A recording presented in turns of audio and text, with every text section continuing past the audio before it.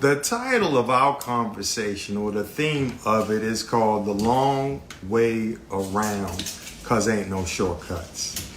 Pickles, stop playing with that paper, please.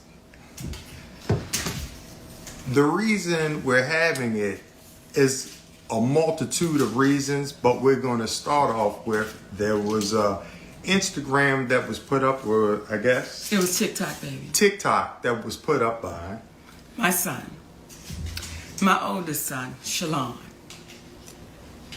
And this is what I want to say to this.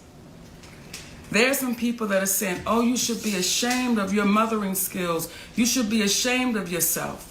This is what I'll say. Let's let it play out. Because the same ones that said to me, I was crazy, I was deranged, we watched it play out. So just like with my son, we'll watch this play out.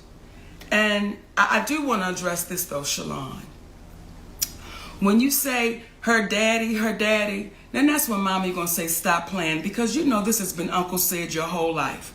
Uncle Sid knew you before you knew you. So for you to say her 3 sons, yes, you're absolutely right. He has 3 sons. He can't claim you as his son because he's always been Uncle Sid, and he knows your daddy very well.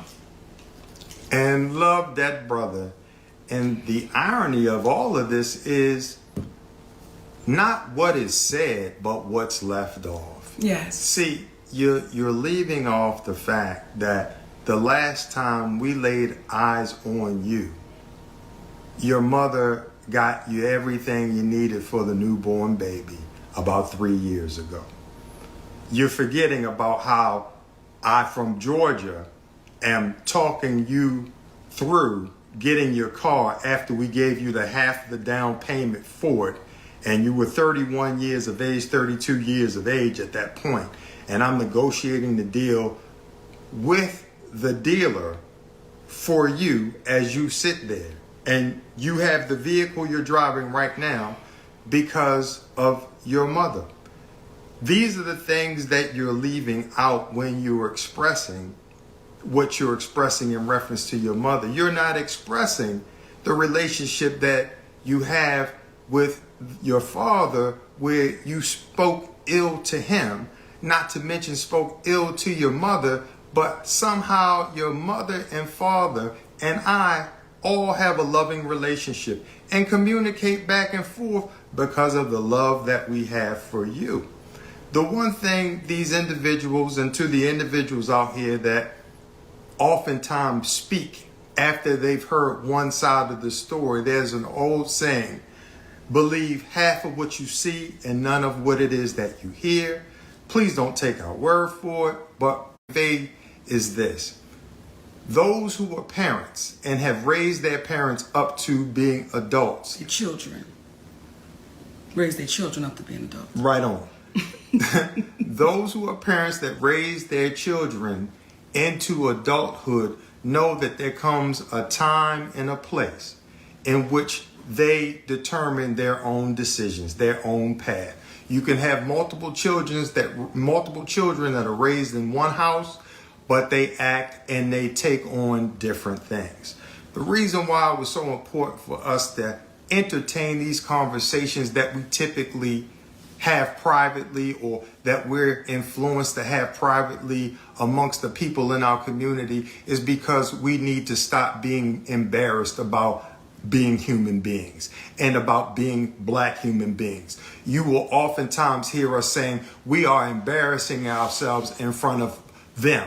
Who is them? Who are they? Because when you hear someone articulate these things, that is the slave's mentality. That makes us believe that we as black people need to conduct ourselves with dignity because white people are watching. You should conduct yourself with dignity because the spirit of you is watching. Come on. But we need to have these conversations out loud and taboo because we have a finite period of time together here on this earth. You will travel through infinity with the spirit that you have all alone, and you will not remember the ridicule that you receive, but you will be judging yourself. You will be determining for the rest of your life which way that you go as you have thus far. So this conversation is about speaking directly to what situations are.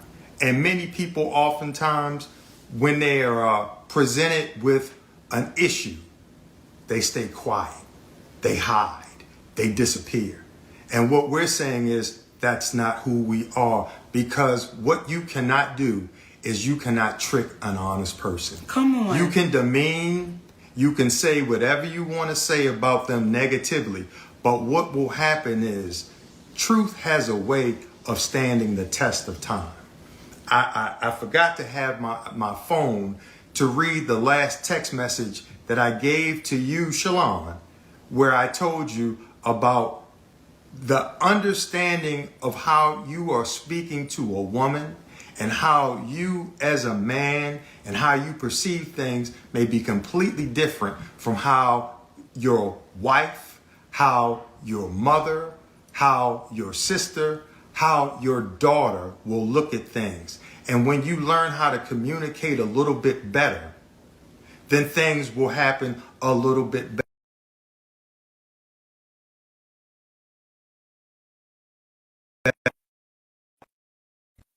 You young man, because of the challenges that this young brother has had with mental illness.